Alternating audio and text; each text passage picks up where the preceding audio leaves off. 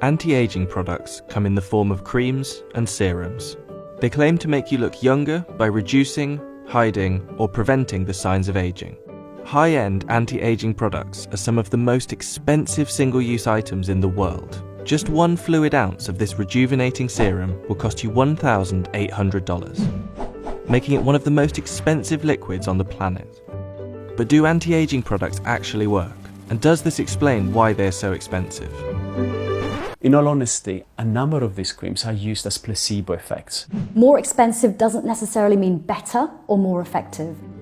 Most anti-aging cosmetics, even budget items, tend to include a standard set of ingredients: water, glycerin, acids, oils, and vitamins.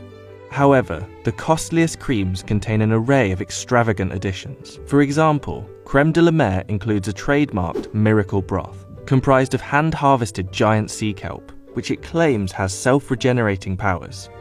These forests are a source of concentrated energy we unleash for skin's benefit. We call it miracle broth. But according to skin experts, these expensive ingredients aren't guaranteed or necessarily proven to be more effective. Often what companies will say is, my product contains this really interesting botanical or natural ingredient.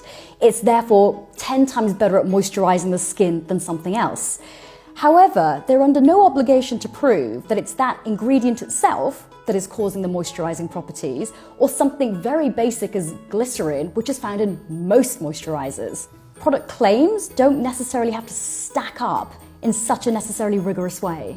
In the US, for example, anti-aging medications must have approval from the Food and Drug Administration for both safety and effectiveness, whereas anti-aging cosmetics, such as creams and serums, do not require FDA approval before they go on the market.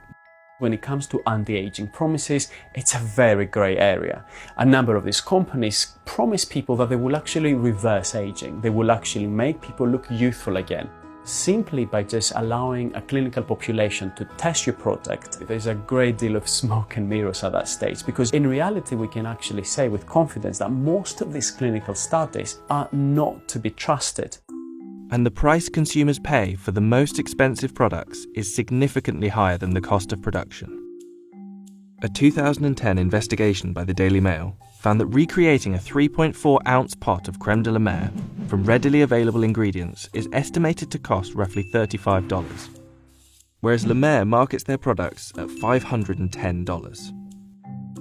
We contacted La Mer about this investigation, and they responded, saying, "The value of Crème de la Mer reflects the highest quality ingredients, the time-intensive and complex processes needed to create it, and the powerful skincare benefits experienced by its thousands of loyal devotees around the world."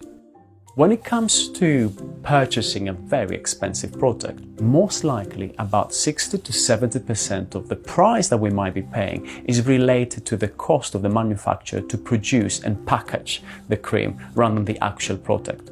But the desire to retain youthful looks is nothing new.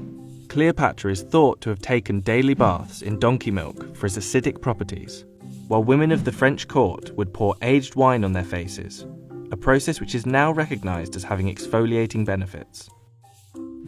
But a blitz of beauty adverts in mid-20th century magazines that demonised women for having so-called middle-aged skin was the catalyst for a now booming anti-aging industry.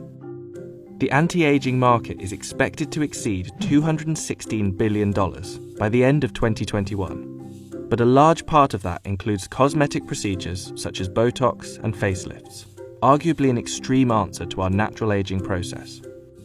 I feel like I'm seeing a lot of young women in their mid-20s that are worried about skin aging. We are currently living in a society that is so focused on outwards aesthetics. So I think there is also a driving need for people more interested in things like laser surgery or injectables like Botox or filler from a much, much younger age than we've seen before. So despite the lure of magical remedies and luxurious concoctions, avoiding skin damage and combating the signs of aging don't need to be so expensive.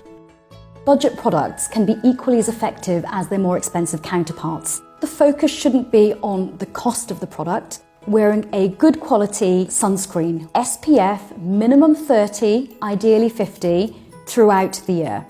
The reason for that is that 80 to 90% of the signs that we associate with skin aging occur directly because of sunlight. So we're talking fine lines, wrinkles, pigmentation.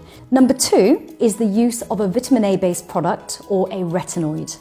One doesn't need to spend a fortune, and probably once you're spending beyond more than £25–30 on a product, it's probably unnecessary.